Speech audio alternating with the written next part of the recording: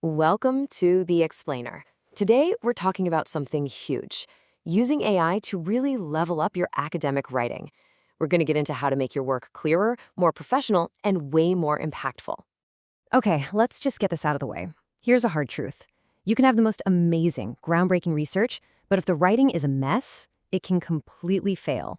All that incredible data just gets lost in a sea of confusing sentences, and poof, its power is gone.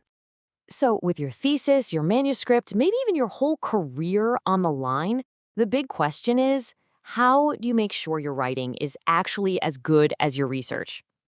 And that question right there is the core of the academic writing challenge today. I mean, the pressure to publish work that's super clear, tight, and rigorous, it's never been higher. Everyone's fighting for attention. So it's 2026, and of course, AI has shown up as this really powerful tool to help with that. But, and this is a big but, it's not some magic button you just press. The real key is using it the right way, strategically. That's what makes all the difference. So let's talk about the specific kind of AI tool we're focusing on today. This isn't about content generation, not at all.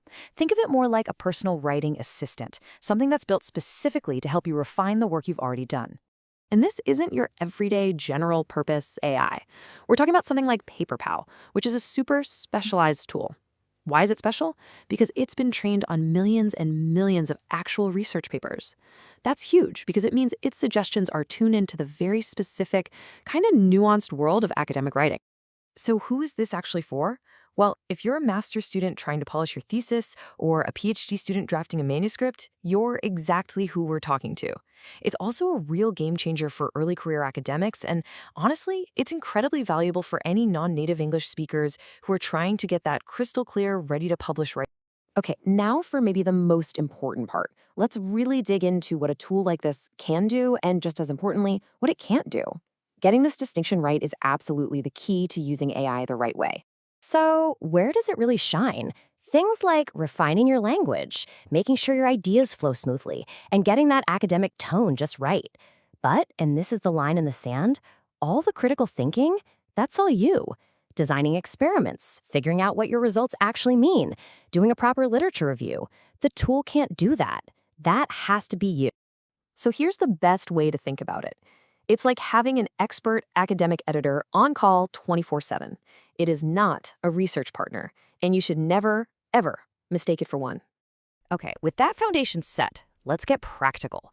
How do you actually use a tool like this to whip your draft into shape without, losing your own voice in the process?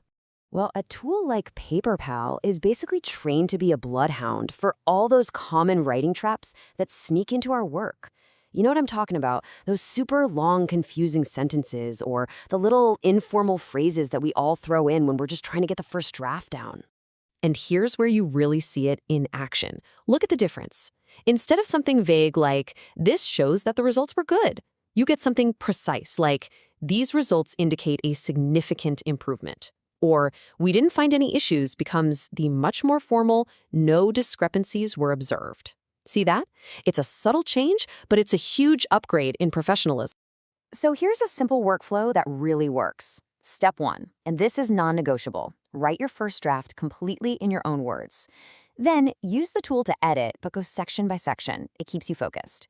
Now, the most important step of all, you have to review every single suggested change. You're the boss. You have the final say.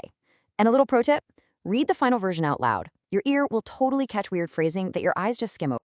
Okay, this leads us to a really important topic, the rules of engagement. Because let's be real, using AI in academia isn't the Wild West. There are some very clear ethical lines we all need to follow to make sure we're maintaining our integrity. And here's that critical distinction again. A tool like Paperpal is an editor. It refines text you've already created. But other, more general AI tools are generators. They create brand new text from scratch based on a prompt. And in the academic world, that difference is everything. Using an editor is pretty much accepted, but using a generator can be a huge ethical problem. So if you want to use these tools like a pro, here's what not to do. Don't use it before you've even written anything. Don't just blindly accept every suggestion it makes. And this is the big one. Never ever use it to try and pretty up weak arguments or sloppy research. Look, the AI can make your sentences sound good, but it can't fix bad logic. It just can't. All right, so here's a quick ethical checklist for you. Think of these as your non-negotiables. First, don't just copy-paste suggestions. Second, make sure your slick new language is actually backing up solid, well-thought-out reasoning. And third, always disclose that you used an AI tool if your university or the journal you're submitting to requires it. You've got to check their policies on that. Okay, let's wrap this all up. What's your path forward to getting that clarity and impact you're looking for in your writing? Here's the takeaway. The right kind of AI tool, when you use it smartly, as an editor, it does more than just polish your words. It really elevates your whole professional presence. And maybe just as important, it gives you that confidence that, yes, your writing is finally as strong as your research. And really, it all comes back to that one simple, powerful idea we started with. You've done the hard work. You've been in the lab, out in the field, digging through archives. Your writing has to do that work justice. So as you go forward, the question really isn't if you're going to use these tools. It's how. How are you going to use them smartly, ethically, and effectively to let those brilliant ideas of yours really, truly shine?